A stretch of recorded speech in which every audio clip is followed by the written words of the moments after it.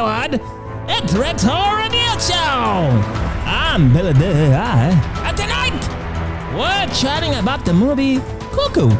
And trust me, bro, you don't want an AI to go cuckoo. Believe me, I know! Here is your host, lover of horror and sci-fi, hater of slashes, the sublimated demonologist himself, it's Rick!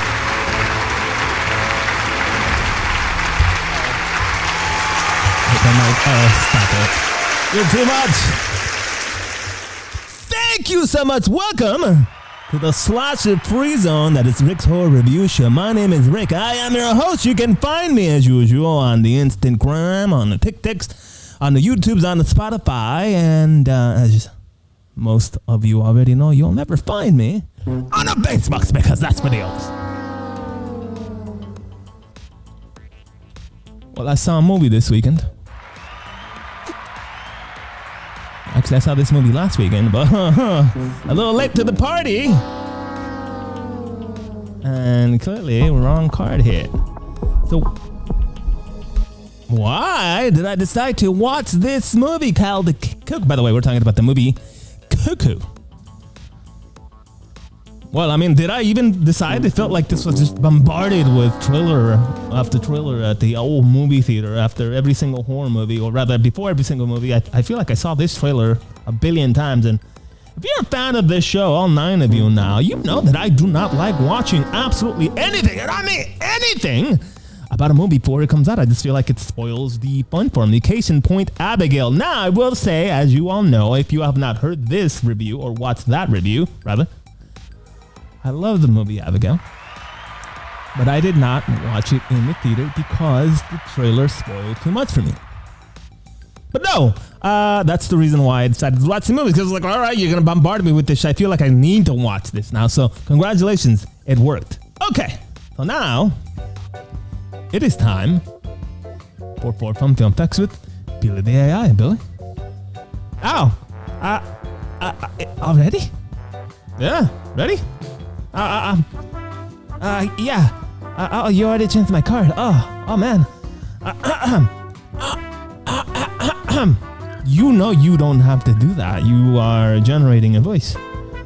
I know, but it sounds like an appropriate thing to do under the circumstances.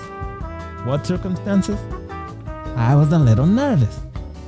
AIs get nervous? Yeah, and believe me, you don't want to know when an AI gets angry. Fine, just please.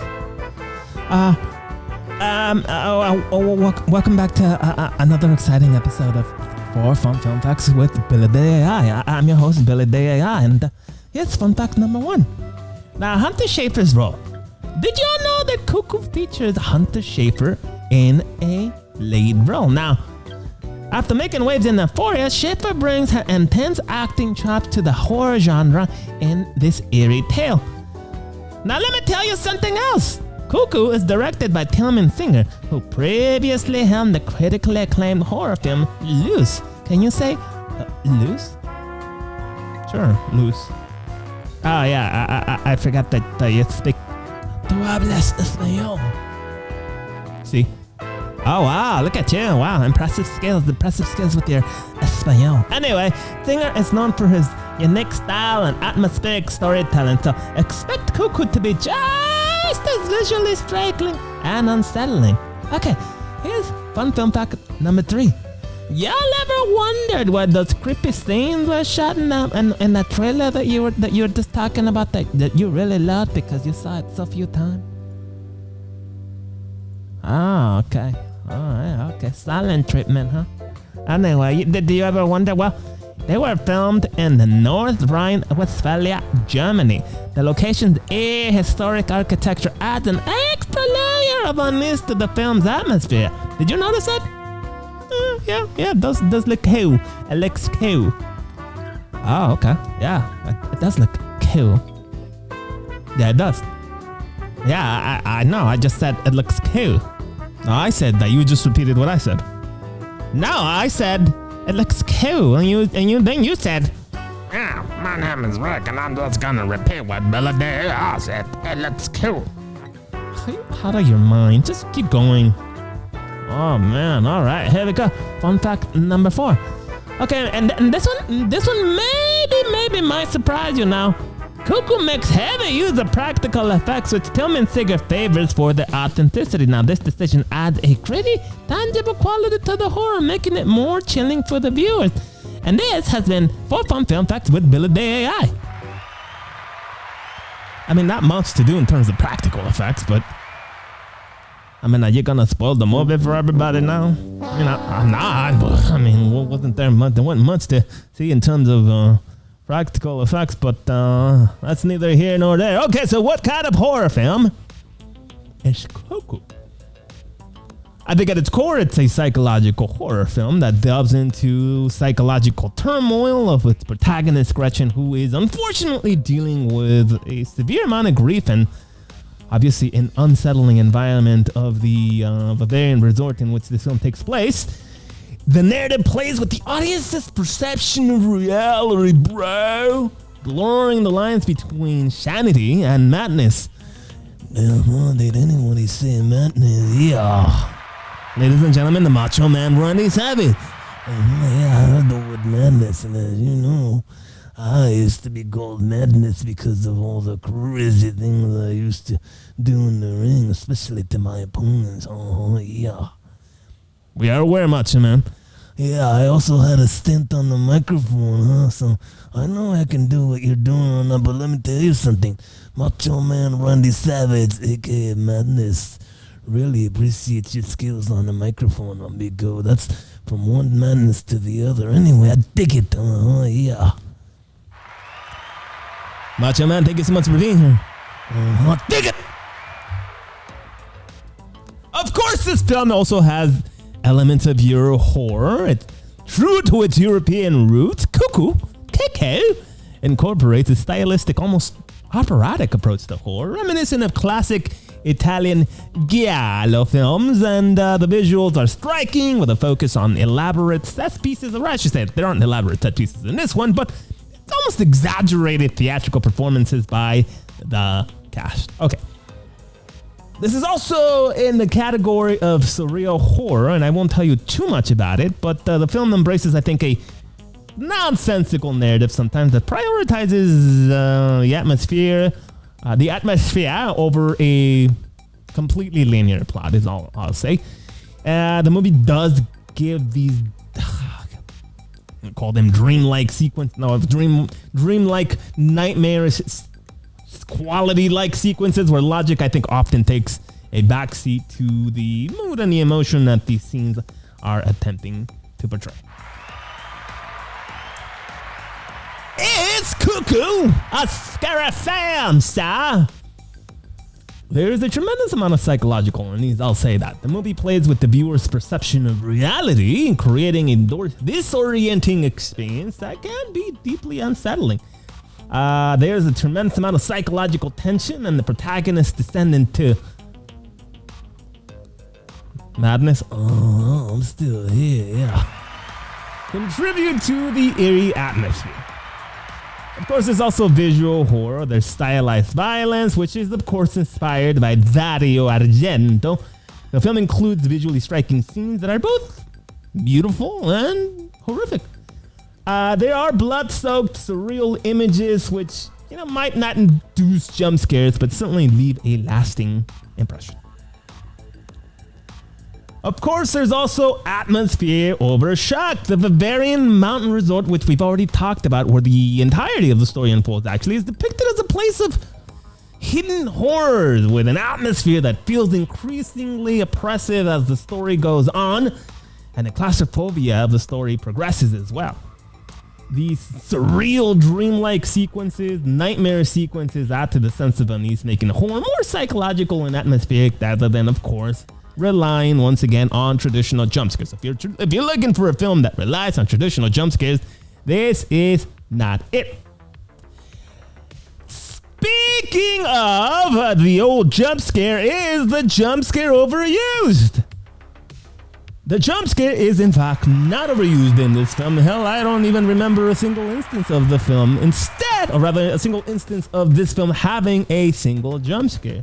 I did not fall. Well, I'll tell you a little bit about later.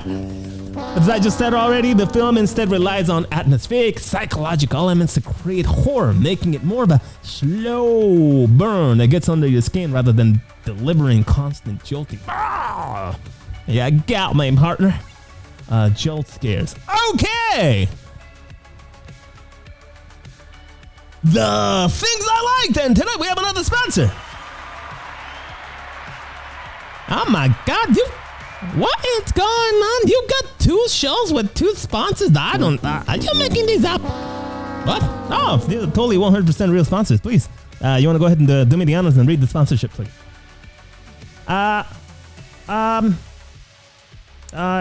Okay. The things I liked is sponsored by Hans Gruber's Sinister Plot Insurance. Are you afraid of a sinister plot and being unprepared in case such plot occurs? Then be afraid no longer. Call Hans Gruber's Sinister Plot Insurance and get a free quote today at Hans Gruber's Sinister Plot Insurance. You do such a good job at reading those. Yeah, well, you know, I'm wearing my bifocals today, so bifocals.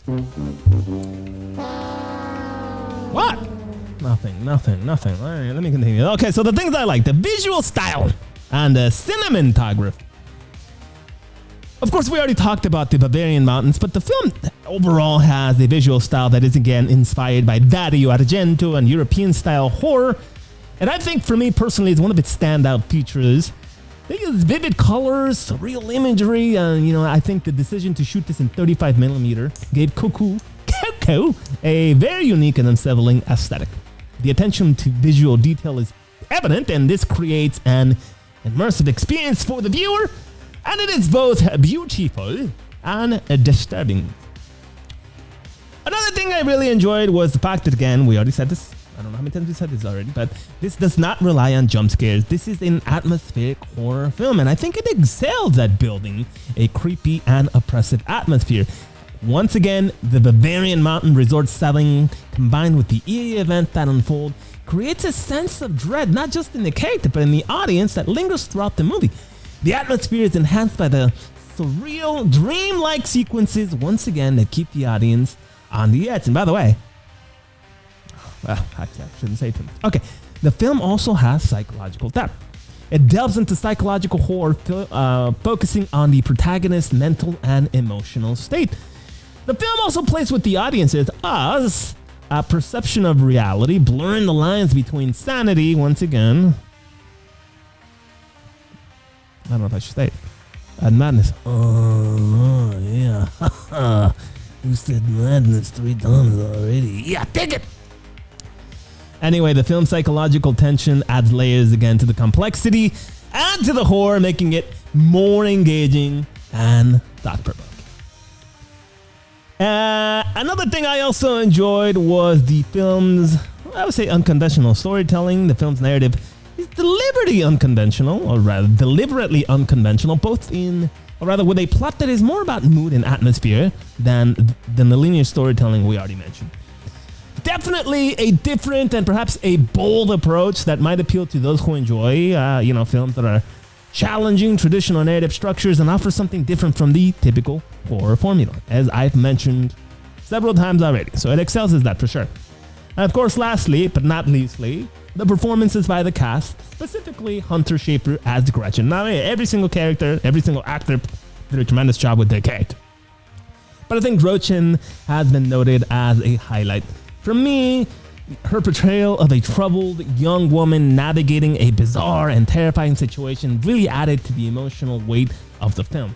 Her transformation into, well, let's say, I don't want to call her quite a scream queen yet, but, she played a very convincing and compelling role. Congratulations.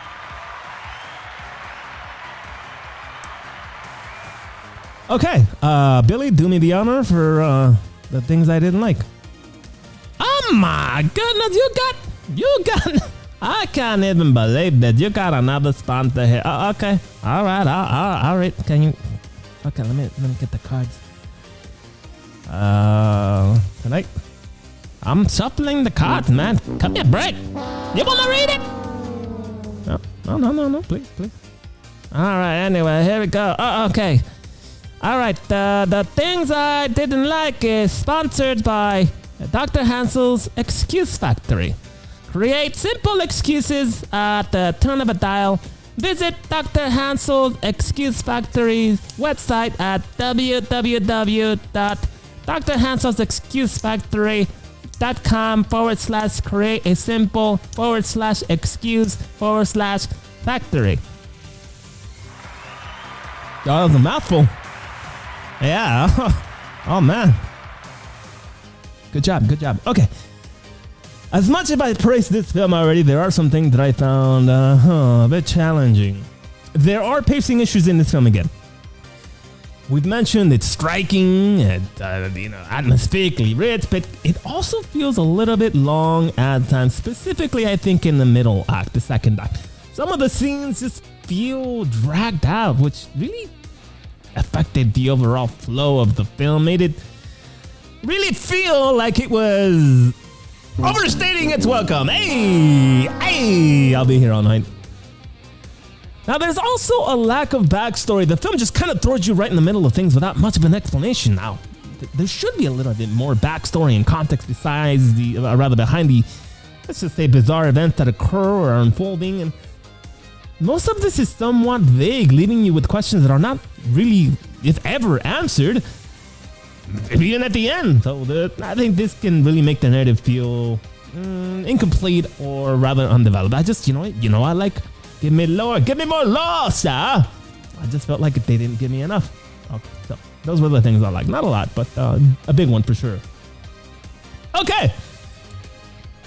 Did I fall asleep watching this movie?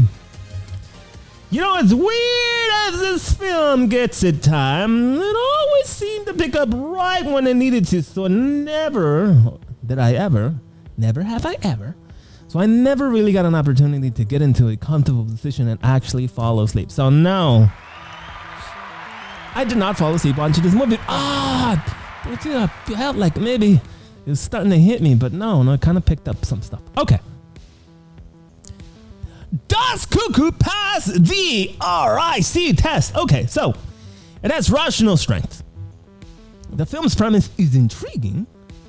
It combines elements of psychological horror and surrealism with a unique visual style. The characters' actions, particularly the protagonist Gretchen's, are motivated by their psychological turmoil and strange and unsettling environments where they find themselves in. But it also has weaknesses in the rational scale. Because of its deliberately surreal, action, sometimes it feels disjointed, which I think sometimes stretches the believability for some viewers. I sort of got there at a point. Again, there's a lack of clear backstory and context that can make certain plot developments feel more random or unexplained, expecting, I think, the overall film rationality. It's a big one, for sure. In conclusion, we're going to call this one partially rational.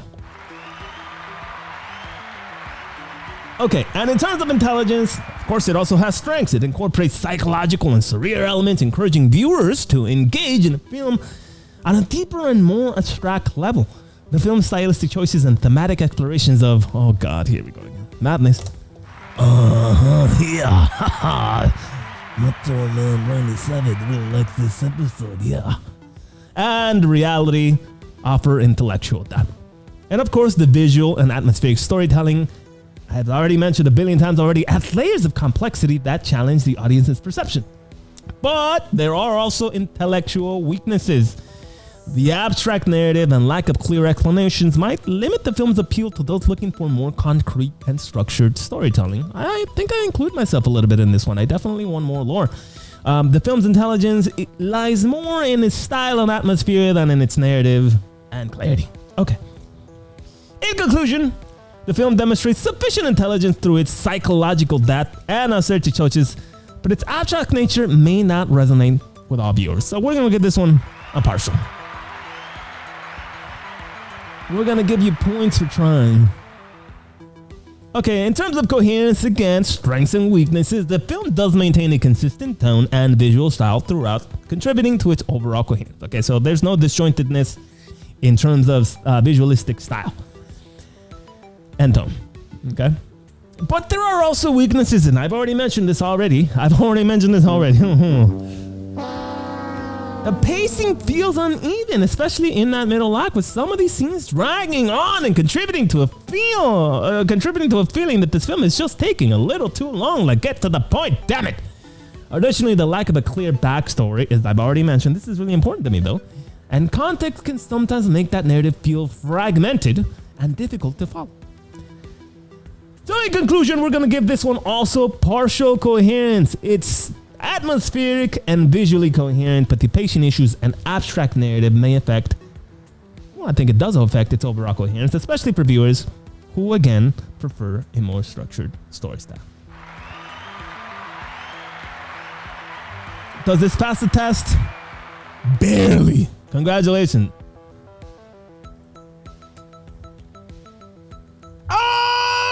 Rating. As much as I want to give this film a higher grade,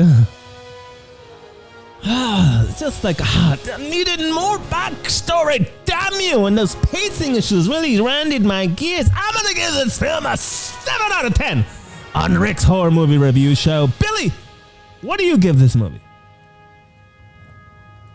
Well, I'm gonna get this movie 5 out of 10 on Billy's Very Big Horror Movie Review Show. I really did not like this movie that much. It was just kind of like, what the hell is going on here with them? Like, we're gonna, this time travel, what the hell is going on? I just could not. Not the worst thing I've ever seen. That probably would be the Collector. But yeah, this is definitely something I did not really enjoy. I'm sorry, Cuckoo.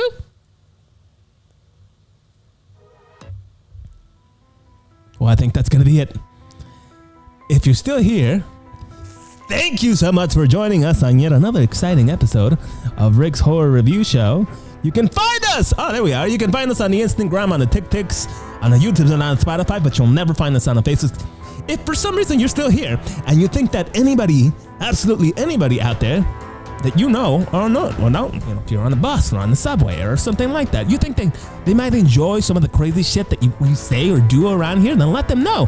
They can find us at Rick's Horror. And by the way, you can also let them know if you think they won't like it. Hell, let them know that we exist. We appreciate you. Thank you so much. We'll catch you again next time on another exciting episode of Rick's Horror Review Show. Actually, we're expanding. We're nearing the end of season 2. This is episode 49. And we got a couple of things in store, a couple of crazy, and we'll catch you again next time.